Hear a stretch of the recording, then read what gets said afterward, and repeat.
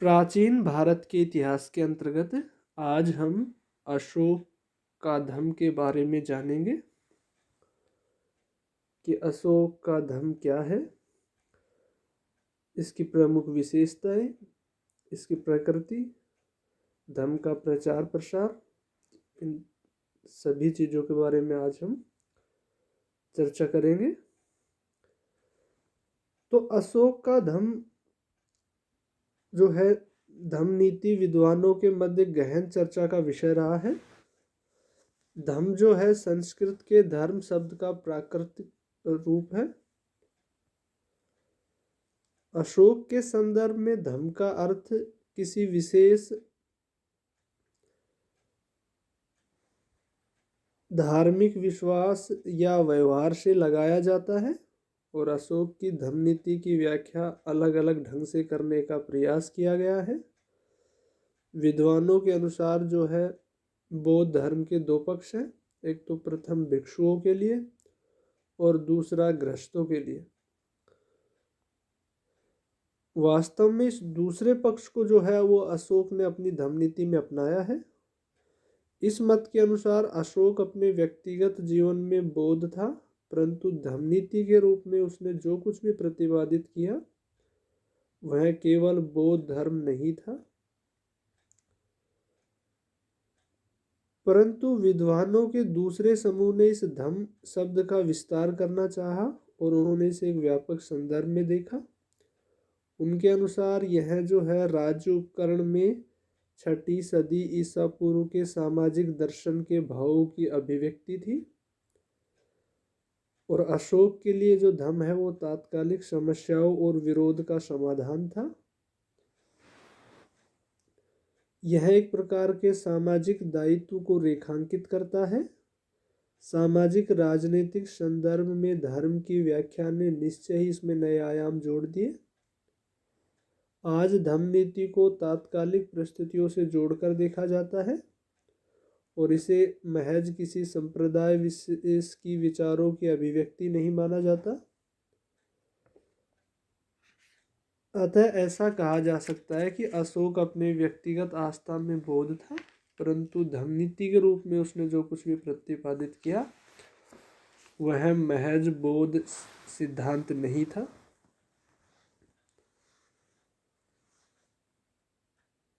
परंतु प्रश्न उपस्थित होता है कि अशोक ने धम नीति के रूप में जिसे प्रतिपादित किया है क्या वो महज बौद्ध सिद्धांत है? तो अगर हम विभिन्न तथ्यों पर दृष्टिपात करते हैं तो ऐसा लगता है कि धम नीति का आधार बौद्ध ग्रंथों में ढूंढा जा सकता है। उदाहरण के लिए अशोक ने जिस आदर्श शासक का मॉडल प्रस्तुत किया है उसका आधार हमें दिग्निकाय के लखन सुत चकवती में दिखता है और सूक्ष्म दृष्टि से मूल्यांकन करें तो हमें यह ज्ञात होता है कि अशोक की धम नीति में विभिन्न पंथों से लिए गए तत्व शामिल हैं। उदाहरण के लिए जो है उसने बौद्ध धर्म से राजशासन, दंड नीति तथा अनुशासन ग्रहण किए। इसके अलावा जो है आचार शास्त्र और नैतिकता ली। आजीविक धर्म से उसने ऐन्द्रजालिक पद्धति को अपनाया। तो कह सकते हैं कि अशोक का जो धम है वो एक प्रकार का आचरण संहिता थी और धम नीति के रूप में उसने पारिवारिक और सामाजिक जीवन के जो है कुछ मूलभूत आदर्शों को व्यक्त किया है।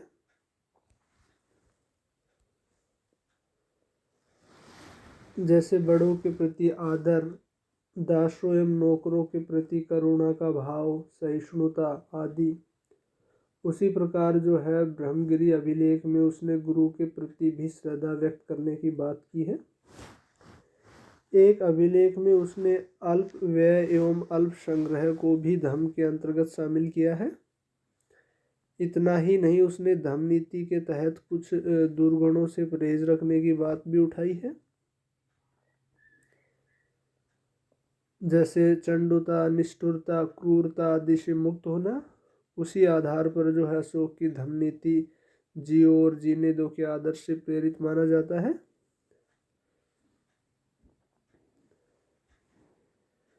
इस प्रकार जो है हम देखते हैं कि अशोक की जो धर्म नीति है वो बौद्ध धर्म की सीमा से आबद्ध नहीं है। और जैसा कि हम जानते हैं कि अशोक ने अपनी धर्म नीति में जो है बौद्ध धर्म के कुछ मूलभूत सिद्धांत को तिलांजलि दी है। उदाहरण के लिए उसने धम्म नीति में अष्टांगिक मार्ग, 4 आर्य सत्य और जो निर्वाण का जिक्र नहीं किया है। और बदले में उसने सामान्य जनता के लिए स्वर्ग का आदर्श रखा है। उसी प्रकार उसने श्रमणों के साथ साथ ब्राह्मणों को भी अनुदान दिए हैं।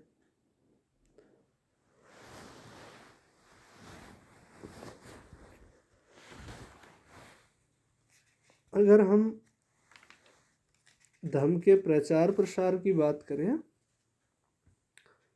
तो बौद्ध धर्म के प्रचारक के रूप में अगर अशोक ने जो है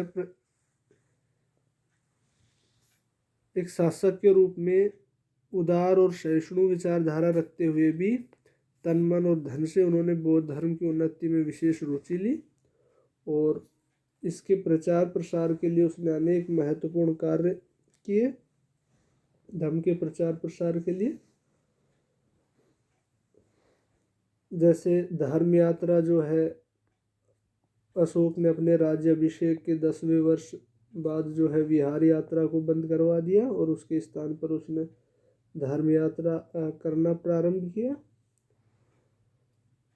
और अशोक ने जो है महात्मा बुद्ध के जीवन से संबंधित महत्वपूर्ण स्थानों जैसे गया, लुम्बिनी, कपिलवस्तु आदि की यात्राएं की थी।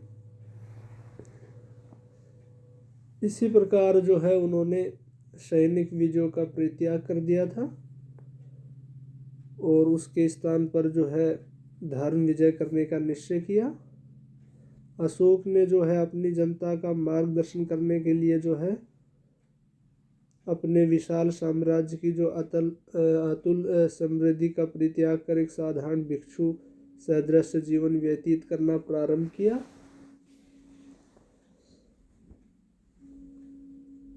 इसके अलावा जो है अशोक ने मनुष्य को विमान दर्शन, हस्ती दर्शन, अग्नि स्कंद आदि दिव्य रूपों का दर्शन कराया और इन जो है दिव्य झांकियों को देखकर निश्चय ही लोगों के मन में जो है स्वर्ग प्राप्ति की इच्छा उत्पन्न हुई होगी और इसके लिए उन्होंने जो है धम्म का जो है अनुसरण करना शुरू किया होगा।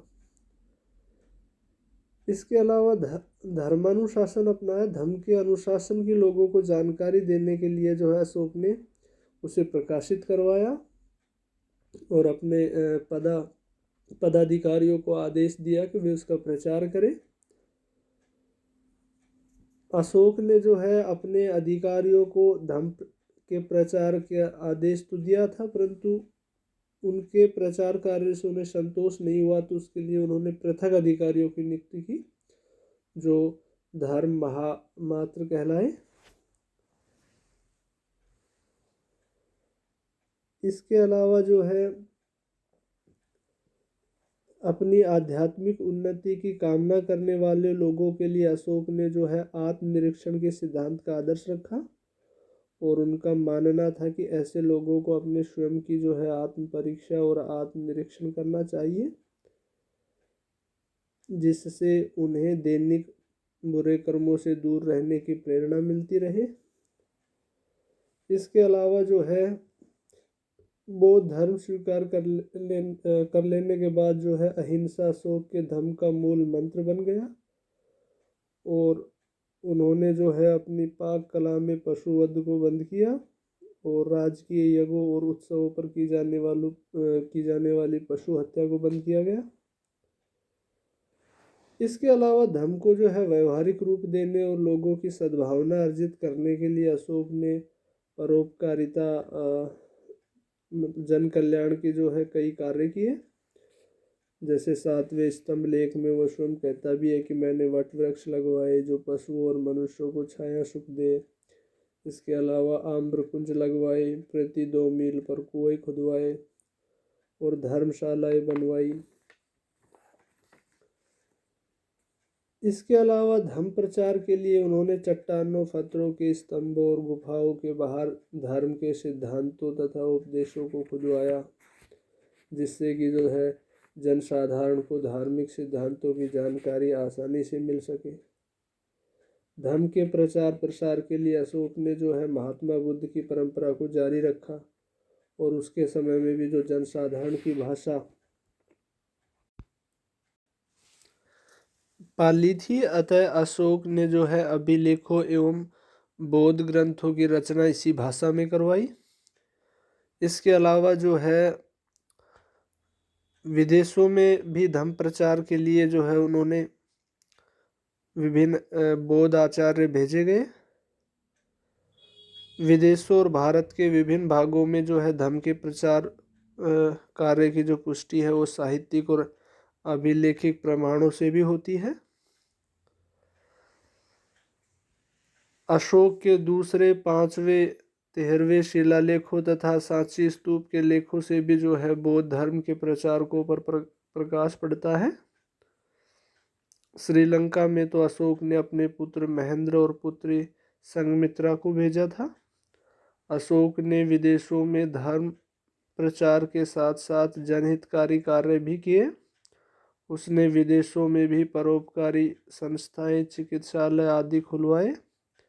इन सभी प्रयत्नों के फलस्वरूप जो है बौद्ध धर्म तो फला ही, साथ ही जो भारतीय संस्कृति का भी विदेशों में प्रचार हुआ।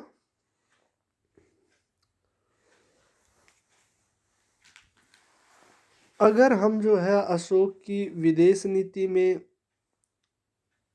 धर्म विजय के प्रभाव का अगर मूल्यांकन करें तो हमारे सम्मुख जो है एक प्रश्न उपस्थित होता है कि क्या अशोक की जो धर्म विजय की नीति सफल हुई? तो अशोक तो जो है इसकी सफलता के विषय में आश्वस्त दिखता है। उसने अपने 13वें शिलालेख में यह दावा किया है कि न केवल अपने साम्राज्य के अंदर वरन उससे बाहर भी उसने धर्म विजय की। परंतु अशोक का दावा थोड़ा अतिशयोक्तिपूर्ण प्रतीत होता है। विद्वानों का मानना है कि एक बर्बर शासक के द्वारा प्रतिपादित शांति और नैतिकता की नीति ने यूनानियों को प्रभावित नहीं किया तथा वे आक्रमण करने से पीछे नहीं हटे। और एक दूसरे मत के अनुसार जो है अशोक की धर्म विजय की नीति सफल रही, क्योंकि उसके शासनकाल में उसके क्षेत्र पर हमला नहीं हुआ, जबकि वह सैनिक विकल्प छोड़ चुका था। परंतु इसके खंडन में कहा गया है कि इसके वास्तविक कारण है कि पश्चिम में अशोक को जो है एक प्रतिपक्षी एंटियोक्स अपने पश्चिमी क्षेत्र में उलझा हुआ था, इसलिए यह पूरब की ओर नहीं मुड़ा। सूक्ष्म अगर हम अवलोकन करें तो ये ज्ञात होता है कि यद्यपि जो है अशोक अपने उद्देश्य में पूरी तरह सफल नहीं रहा और उसकी मृत्यु के शीघ्र पश्चात उसके उत्तराधिकारियों को यूनानी आक्रमण का सामना करना पड़ा, फिर भी अशोक को इस बात का श्रेय अवश्य मिलना चाहिए कि उसने वैदेशिक संबंधों में एक वैकल्पिक नीति की खोज की एवं नवीन मानदंड स्थापित किए। और अगर आज के परिप्रेक्ष्य में हम इसका मूल्यांकन करते हैं तो ऐसा मानना अतिशयोक्तिपूर्ण नहीं लगता कि प्रकारांतर से यही मानदंड भारत के द्वारा प्रतिपादित पंचशील तथा जो गुजराल डॉक्ट्रिन के रूप में व्यक्त हुए हैं।